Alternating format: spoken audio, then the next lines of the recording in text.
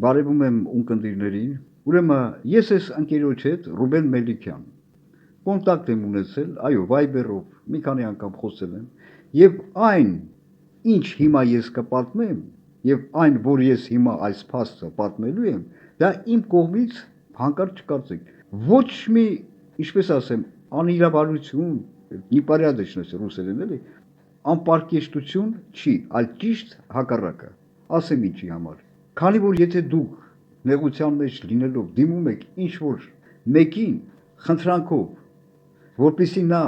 այո, այս անձնագրից հետ կապված վիճակը, այս անարդարությունը, այս հանցագործությունը, որ իմ նկատմամբ կատարում է Նիկոլը իր ռեժիմով, եւ այդ ինչ-որ մեկը, տվյալ դեպքում Ռուբեն Մելիքյանը,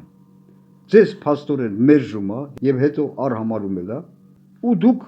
սրա մասին հնչեցնում եք, ասում եք, այս ընկերոջն էլ դիմեցի, որի հետ ես ոչ ծանոթ եմ եղել, ոչ էլ միջև այդ կոնտակտ եմ ունեցել, սրան էլ դիմեցի, սա էլ մերժեց, արհամարեց, եւ ինչա, սա ձեր կողմից անարդար բան է, անպարկեշտություն է, непорядочность, ոչ, ճիշտ հակառակը, քանի որ այս ընկերը շատ հաճախ, սրան գիտեք դեռ երբ էի դիմել, հեսա Viber-ը կարող եմ ցույց տալ սկրինշոթները, դեռ հոկտեմբերի 28-ին, 29-ին, երկու անգամ էլ, 2 թե 3, չեմ հիշում, կարևոր չի, խոսել ենք Viber-ով, ոչ, սա իմ կողմից անպարկեշտություն չի, դուք մի կարծեք, ես նման հարցերում մարդկային հարաբերություններ շատ բծախնդիր եմ եւ տարիներ գնալով ավելի բծախնդիր եմ դառնում եւ մանավանդ քանի որ այս անձը ուրեմն ոչ միայն իրավաբան, փաստաբան որպես հանդես է գալիս, չէ, այլ շատ հաճախ ելույթ է ունենում համացանցում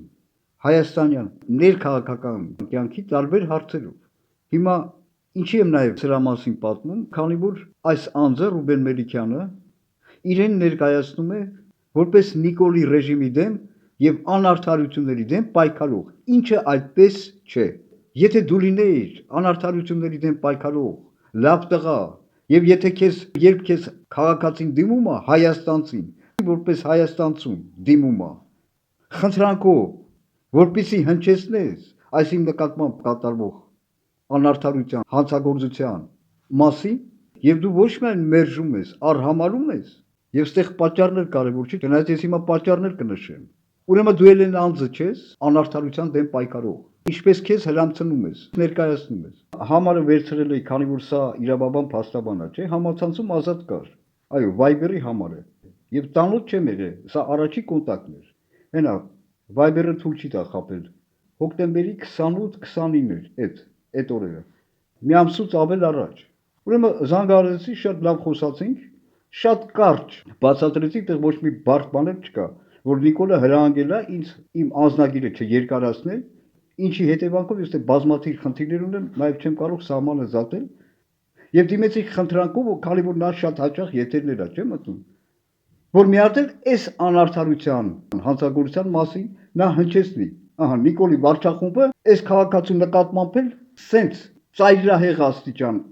անարդարություն, հանցագործություն է գործում։ Մի բան ասած, լավ կմտածենք,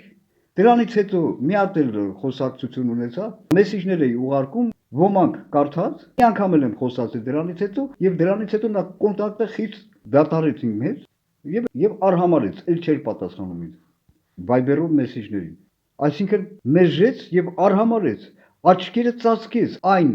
անարդարության վրա, որ իմ նկատմամբ կատարվում է։ Լավ որ չափից ավելի ժամանակ չծախսենք տարբեր անարժանների վրա, կարճ կապած Ռուբեն Մելիքյան։ Դու այն գյադեն չես, ինչ քեզ հրամցնում ես։ Գյադա իդեպ, այո, Հայաստանում գործածում է, բայց դա թուրքական բառ է։ Եթե դու միայն այդ Ռոբա Սերժա Ղախպեկի, դու ես Ռոբիկի Սերժիկի Ղախպա։ Թե դրանց պետքա պաշտպանես, դու ես Ռոբիկի Սերժիկի Ղախպա։ Իդեպ այդ երկուսն էլ ծայրահեղ հանցավոր տականք արարածները, Ռոբիկը ու Սերժիկը, օրինակ Չինաստանում դրանց մի 10 անգամ արդեն գնդակարել էին։ Ազատության մեջ են իշնորհիվ Նիկոլ Փաշինյանին։ Դու անգամ սա էլ չես ասում։ Քանի որ իրար դոստ են։ Նիկոլը Սերժիկը դոստ են։ Իդեպ այդ բառն էլ Հայաստանում գործածում է, բայց ես երրորդ մասում եմ ապրել, ես հիշում եմ։ Միշտ այդ բառը օգտագործում է դոստ։ Դա էլ է թուրքերեն բառ, նշանակում է ընկերներ, մտերիմ բարեկամներ իրար։ Դու անգամ այս նվազագույն ճշմարտությունը չես ասում, քեզ գցել ես քաղաքական, ոտնձգել ես քաղաքական դաշտ, որ Սերժիկը անորեն զավթած իշխանությունը ուղիղ փոխանցեց Նիկոլ Ղախպին, կատարելով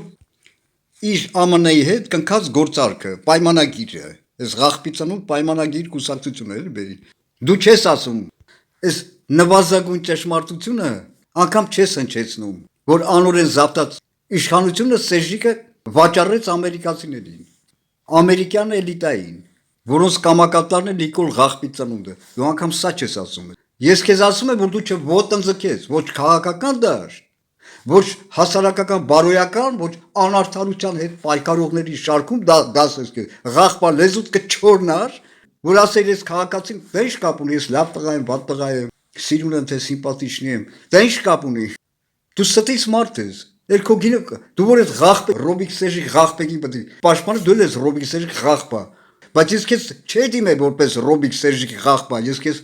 եթե հիշում ես Viber-ով էլ ասել եմ, ես քեզ դիմեմ որպես հայաստանցի, բայց դու Ղախպա ես։ Ոչ մի տարբերություն քո եւ Փաշինյանի մեջ, աբսոլյուտ ոչ մի տարբերություն, սա քեզ ասում եմ, ոտնձգես,